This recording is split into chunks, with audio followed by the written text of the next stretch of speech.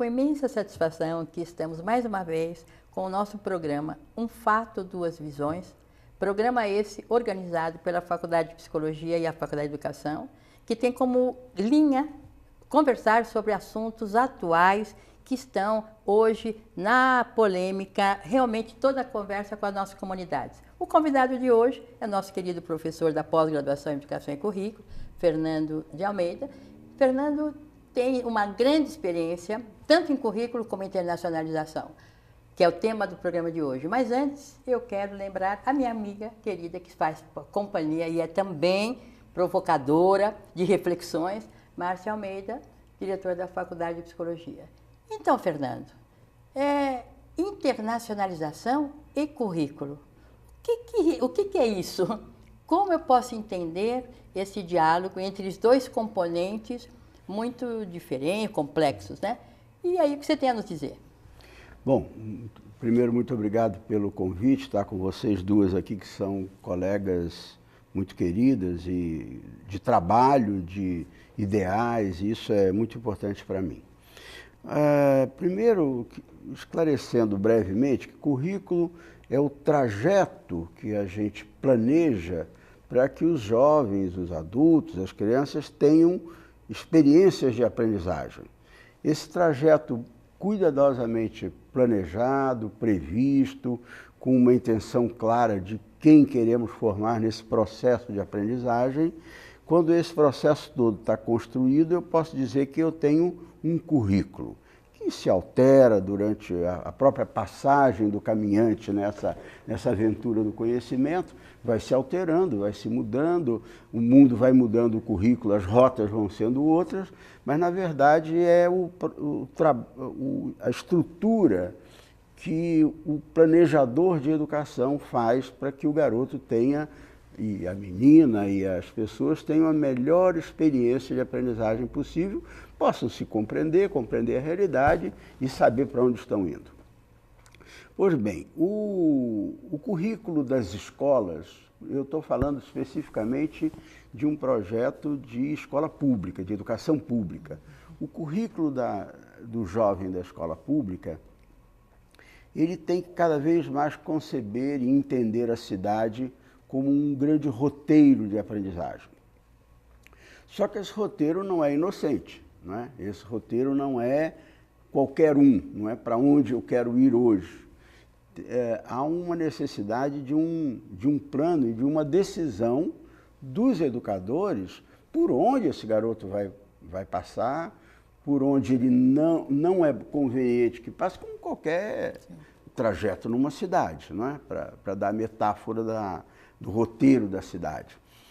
E um dos temas fundamentais do currículo contemporâneo é a cidade, não é? Porque, como a maioria dos jovens, hoje 80% da população brasileira, se encontra na cidade, a cidade é um espaço de aprendizagem, tem que se tornar, tem que se aliar aos projetos da escola para que, ao percorrer a cidade, eu possa ter um trabalho de aprendizagem. Pois bem, a internacionalização do currículo é um olhar muito mais atento ao que acontece no mundo, que rebate na cidade, que reverbera na cidade, do que só olhar os conteúdos, por exemplo, da história, da geografia ou da química. Professor Fernando, quantas pessoas pensam, a pessoa média, né, quando ela pensa, a internacionalização, vou cuidar do meu filho, em geral, eles pensam na escola bilíngue. Ótimo. Né? Essa é a ideia da internacionalização. É. Eu vou pôr meu filho na escola bilíngue, ele vai ser fluente na língua, e aí, internacionalização feita. Né? Acho que eu queria que o senhor falasse um pouco disso, para a gente ter um pouco mais clareza do que nós estamos falando de fato de internacionalização. Não, ótimo, porque o senso comum e a história dos últimos 50 anos no Brasil e em qualquer país do mundo, estou vindo agora do Equador, onde todas as crianças das escolas que saem na rua estão vestidas de ingleses. Eles gostariam, quer dizer, a sociedade os organiza... Num verão equatoriano, muito adequado. Num verão equatoriano, e como se eles tivessem pena de ser equatorianos. Eles gostariam de ser ingleses, Os pais gostariam que seus filhos fossem ingleses.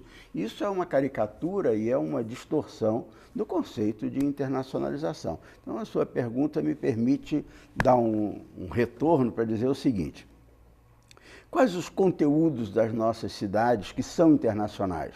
Quer dizer, o que a criança, ou jovem, ou adulto da cidade de São Paulo, ou de Bogotá, ou de Quito, de onde for, eu estou falando especificamente da América Latina, ele percorrendo o que a internacionalização lhe toca. Por exemplo, um modelo automobilístico. Por exemplo, a matriz energética, que é uma matriz que não é nossa. O Brasil está dando um duro danado. Energética, o senhor quer dizer? Petróleo, quer dizer, energia eólica, ou energia vinda atômica. O nosso país optou por uma matriz energética que não é, poderia ser mais hidroelétrica do que é, mas ela é um modelo baseado no petróleo. Essa matriz energética baseada no petróleo, ela gera uma série de ações que repercutem fortemente na cidade e na nossa vida, na vida de que estamos aqui. Pegamos um automóvel para chegar até aqui, consumimos gasolina ou álcool. Então, toda a organização da sociedade passa muito pela matriz energética que essa sociedade escolheu. Então, por exemplo, o petróleo é uma matriz energética em muitas, mas ela não é uma decisão nossa. Ela nasceu de outro modelo e ela está espalhada hoje no mundo com interesses econômicos que não necessariamente são só brasileiros, são brasileiros. Então, a crise da Petrobras mostra isso, é uma crise da matriz energética mundial. A Petrobras não está ruim.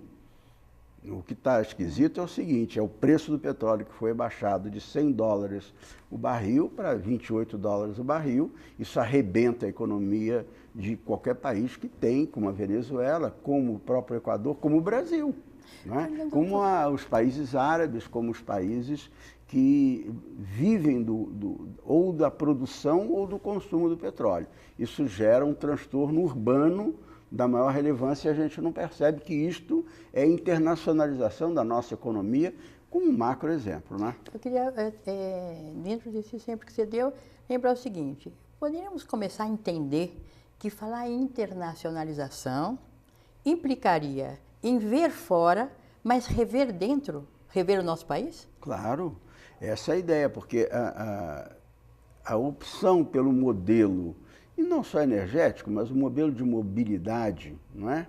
Bicicleta ou automóvel, o avião ou helicóptero. Quer dizer, o máximo para nós é ter o helicóptero.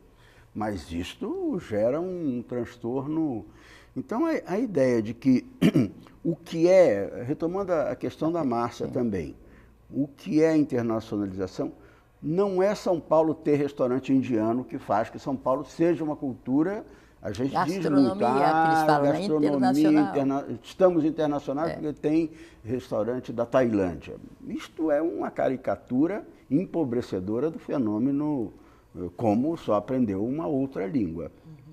Agora, o que é internacionalização é o conjunto de ações que vêm de outros países e que reorganizam a nossa sociedade. Por exemplo, o consumo de drogas. A produção de drogas, nós somos espaços de trânsito de drogas. Então, o mundo do crime, da arma, a questão da violência urbana, a questão dos migrantes. Os migrantes se tornam um problema quando, na verdade, não são. Quem é o problema é a guerra que os expulsou da Síria. Estavam bem na Síria, com os problemas deles, mas estavam bem. Aí há um bombardeio da Rússia, querendo atacar a baixa do petróleo feita pelos Estados Unidos, atacou o inimigo, atacou o amigo dos Estados Unidos na Síria. Ora, esse confronto de guerra, mesmo que esteja aparentemente longe de nós, os migrantes saem para a Europa para retomar a qualidade de vida mínima deles, porque eles foram expulsos. Eles não são um problema. Eles são fruto de um problema que é uma guerra resultante da luta pela energia, por exemplo. Como a gente articula isso com internacionalização e currículo? Tem que esperar um pouco, porque a volta é longa mesmo. Não, a volta é muito longa. E as crianças das nossas escolas, eu estou pensando nas crianças de 3 anos, 4 anos, 5 anos, todas as crianças. Eu estou pensando muito na escola pública municipal, porque eu estou trabalhando neste momento também na Prefeitura de São Paulo, na área de educação curricular, e neste momento, nos últimos anos, estou trabalhando com a parte de internacionalização.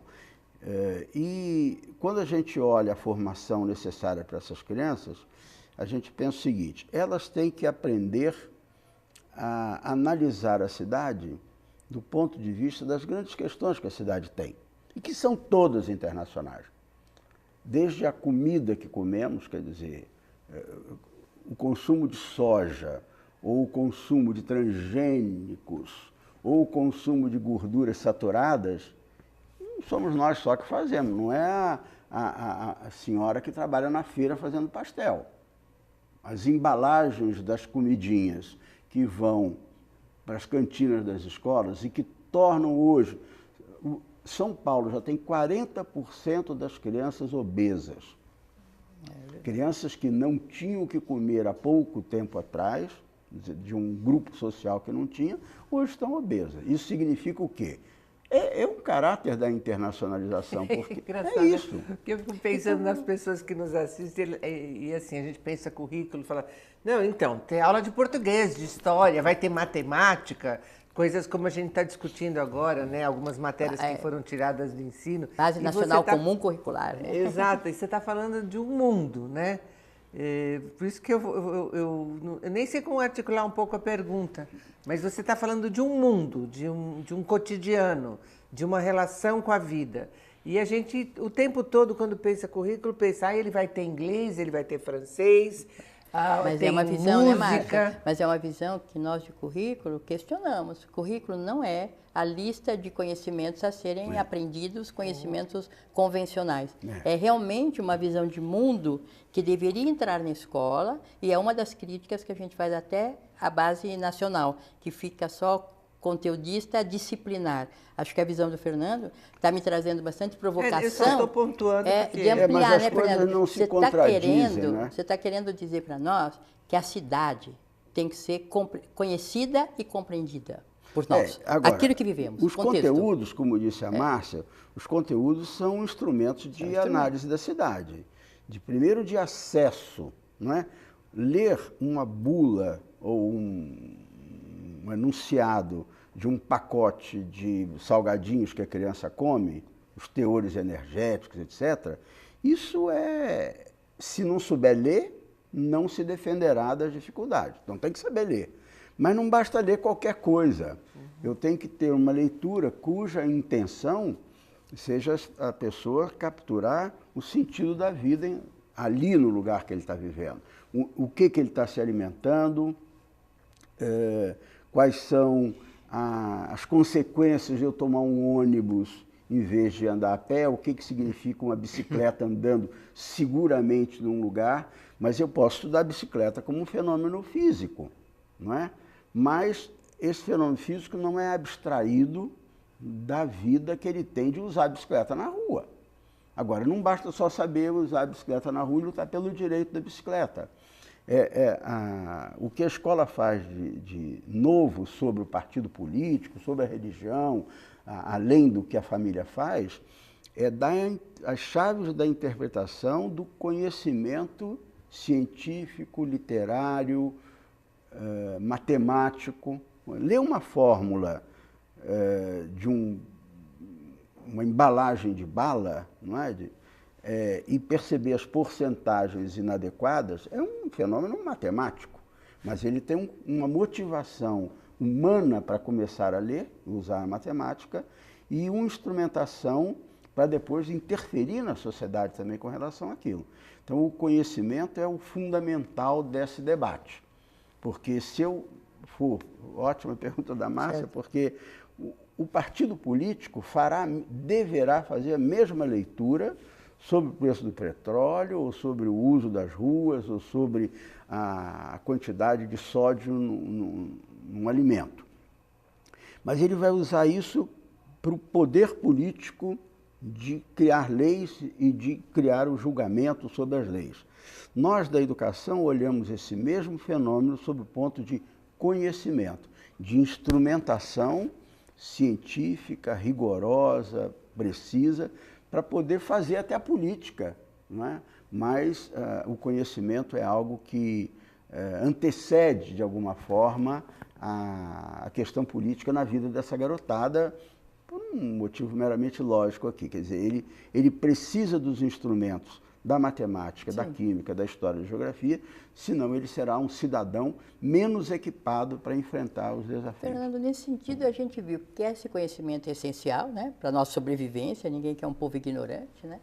Mas, junto com esse conhecimento, vem a humanização desse conhecimento, né? Quer dizer, um conhecimento desumano é o que a gente vê nas guerras, tá certo? Mas essa humanização, você citou um exemplo que as pessoas questionam muito, às vezes, dentro das escolas, fecharam as ruas para o povo ter lazer, atrapalharam os carros. Então, como você vê essa situação, esse fato e vários olhares, vamos dizer assim, como nós, diferentes olhares. Quer dizer, humaniza a cidade, ao humanizar, traz uma mudança de rotina, de cultura. Antes dessa cultura mudar, passa por essa transição polêmica, é como se fosse um poder questionado. Como você vê isso? Como nós podemos mudar efetivamente, a partir de um currículo, tendo em vista essa situação nossa cultural, que ainda é bem tradicional, né? O carro tem prioridade, etc, etc. Uma das coisas que é é um pouco moda, mas ao mesmo tempo é muito relevante a ideia, é das cidades educadoras, não é?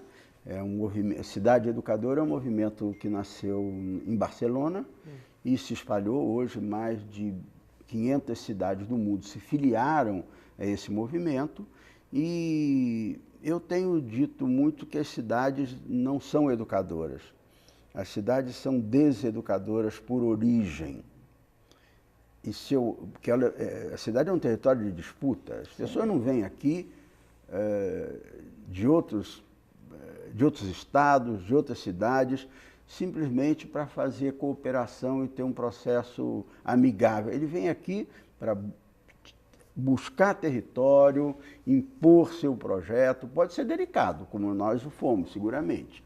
Mas o projeto de urbanização de uma cidade como São Paulo é um projeto de muita violência. Quantos índios morreram desde 1500 e tantos até hoje, quantas pessoas são massacradas, morrem pelos problemas da própria cidade, etc, etc. Então a cidade é deseducadora. E a minha pergunta é: quem educa a cidade educadora? Não é? Que é um pouco a resposta inicial à sua pergunta. Quem educa a cidade educadora? Primeiro, é toda cidade que se educa. Ou seja, o Estado tem obrigação de fazer isso, em primeiro lugar. Não é que nasce espontaneamente da sociedade. Por isso que o Estado continua a ter que existir no Brasil de maneira forte para intervir em situações ainda muito difíceis da realidade brasileira. Então, tirar o Estado agora e deixar o mercado, nós estamos fuzilados. Quer dizer, acabamos um processo de humanização que está em andamento e que não pode ser abortado em nome da empresa, em nome de que a empresa não é corrupta, que as empresas e o mercado é objetivo, claro, eficiente, etc. Não é verdade. Ele é corruptor, ele é ineficiente, as empresas também. Então, portanto, a função do Estado para redividir as tensões, para proteger aqueles que são mais frágeis, é ainda fundamental na nossa sociedade. Então, só para terminar a sua resposta, para dizer o seguinte: o Estado tem essa função de educar a cidade. E não é só a escola tem uma função de educar a própria cidade. Não ser educado por ela de início, porque para mim não é óbvio. Agora, a saúde tem que educar a cidade, o planejamento, o setor de desenvolvimento urbano, uma Secretaria de Direitos Humanos, a Secretaria de Verde e Meio Ambiente, as secretarias que trabalham, a Secretaria de Gestão, elas têm que trabalhar para educar a cidade a ser cidadã. E só com essa educação da cidade feita, em primeiro lugar, pelo Estado E aí depois, sim, pela própria escola, pela religião, que pode ter alguma contribuição, pelas famílias, pela sociedade civil organizada, é um segundo momento, mas o capitão da organização da nossa cidade, para ela se tornar educadora, tem que ser o Estado. Tem que ser o Estado. E a escola entra onde? Não, a escola, ela entra, primeiro, como um dos membros do Estado, né? A escola pública é um aparelho do Estado encarregado de uma coisa específica, que é a formação da garotada, né? Dos adultos, dos jovens, de quem seja. E a escola depois, ela vai ser educada pela cidade, mas ela também tem que educar a cidade. A cidade de São Paulo tem, nos cemitérios, o segundo maior espaço verde da cidade. Depois dos parques, são os cemitérios. São enterrados por ano 84 mil pessoas na cidade de São Paulo. E a escola não tem nada a ver com isso. Tem.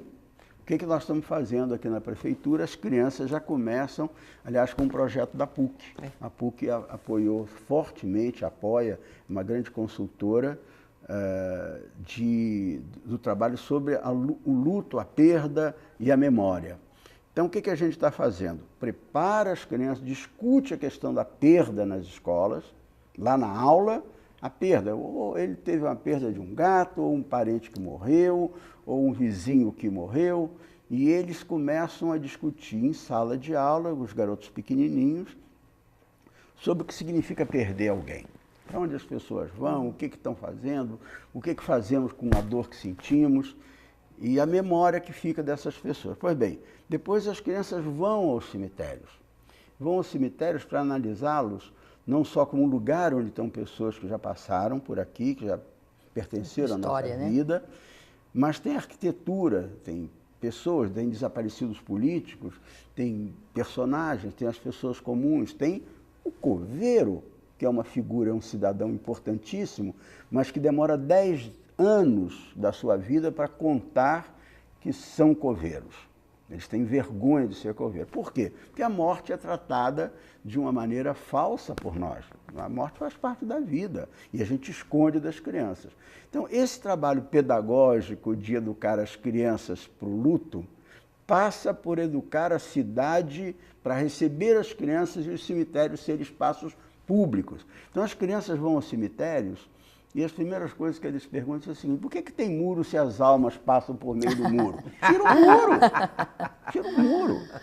Então, a ideia de que nos domingos possa haver uma orquestra de câmara tocando, e tem já, o Cemitério de Consolação já tem, que os coveiros e as pessoas que trabalham possam ser reconhecidas como cidadãos importantes e, portanto, não digo terem glória do seu trabalho, não se trata disso, mas terem dignidade naquilo que fazem e atenderem aos 2 milhões de usuários dos nossos cemitérios por ano que, por conta da perda de algum ser próximo, vão ao cemitério e se sentem mal. Agora, é uma tarefa humanizadora, é uma tarefa de educação e é uma tarefa da escola educar o cemitério, como as crianças dizem, tira o muro. Isso é educação para a cidade. Agora, a outra é a seguinte: os cemitérios serem espaços de humanização e de pertencimento das crianças ao fenômeno chamado morte e perda, mas que é um fenômeno intimamente ligado com a vida. Essa sua fala traz uma ideia de uma grande reformulação da própria escola, certo? A escola não pode mais se ver só como conhecimentos específicos, mas tem que se ver como uma situação de verdade educadora, porque a gente fala que educação educa, né? E aí fica muito abstrato, mas assim, ela tem realmente a transformação da mentalidade, ou trazer as informações para que as pessoas se reformulem, comecem a ver o seu entorno diferente. Você acha isso possível na atual situação? Como você vê isso?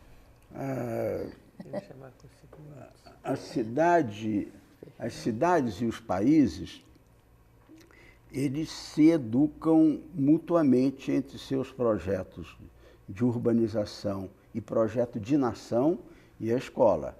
Não é a escola que tem que se inovar, como se a inovação fosse um ser abstrato. A inovação, primeiro, inovação para quem? Isso é a inovação da escola que a gente deixa de fazer essa primeira pergunta. Inovação para quem? O tempo está terminando. Né? A gente tem bastante coisa para falar. Queria, se você tiver alguma recomendação final para a gente poder deixar um gostinho de quero mais. Nós temos que encerrar, nós estamos fechando aí a nossa.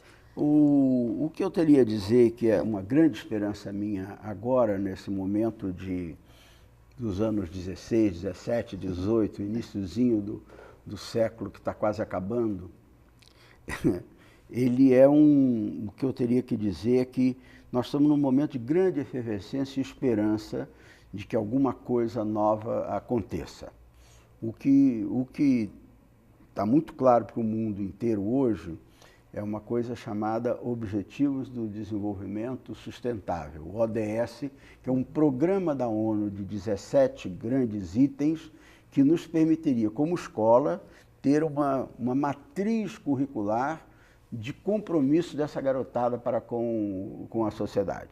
Sem um compromisso profundo, que Paulo Freire queria, que tantos de nós queremos, um compromisso profundo desses jovens que são heróicos, são generosos, tem que ter grandes ideais para lutar, que não seja só arranjar um emprego numa multinacional. Então, eu acho que a encíclica do Papa, Laudato Si, é um exemplo de organização para generosidade para esse século que nós estamos vivendo e está muito consubstanciado nesses objetivos de desenvolvimento sustentável que a ONU propôs, chamado 2030, que é uma proposta até o ano 2030, a gente ter organizado algumas coisas da sociedade que permita que a gente viva melhor e mais feliz. Certo, agradecemos muitíssimo a sua presença, inclusive com essa visão, né, de esperança que você nos trouxe, Laudato Si, né, inclusive com a sua visão. Agradecemos a sua presença, obrigada pela sua audiência e até o próximo programa. Obrigada, até mais. Obrigada, Fernanda. Obrigada, Fernanda. Obrigado.